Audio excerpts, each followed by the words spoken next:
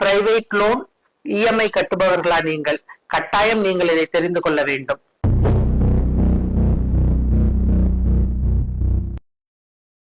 இப்ப நிறைய பேர் வங்கியில லோன் வாங்கிடுறாங்க. இது கவர்மெண்ட் வங்கியா இருந்ததுன்னா பிரச்சனை இல்ல, அவங்க அதை பணத்தை திருப்பி கேட்கும்போது கொஞ்சம் சாஃப்ட் பெடல் பண்றாங்க. இதுவே பிரைவேட் பேங்க்ஸ்ல அந்த மாதிரி பைனான்சியல்ஸ்ல லோன் வாங்கினாங்க அப்படின்னு சொன்னா அவங்க கடனை திருப்பி தர சொல்லி மிரட்டுறாங்க. இதுக்காக ரிசர்வ் பேங்க் சில சட்டங்களை அறிமுகப்படுத்தி இருக்கு. இப்படித்தான் வசூல் பண்ணணும் அப்படின்னு சொல்லி இருக்கு.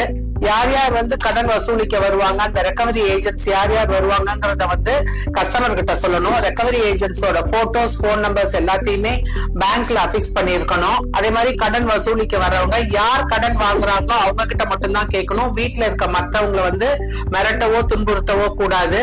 காலையில 8 மணிக்கு முன்னாலையும் சாயந்தரம் 7 மணிக்கு அப்புறமும் அவங்க கடன் வசூலிக்க அந்த வீட்டுக்குள்ள நுழையக்கூடாது. அந்த வீட்டுல ஒரு திருமண நிகழ்வோ, ஒரு துக்க நிகழ்வோ, ஒரு விழாவோ, ஒரு பண்டிகையோ நடந்துட்டு இருக்கும் பொழுது கடன் வசூலிக்க அவங்க அந்த வீட்டுக்கு போக கூடாது.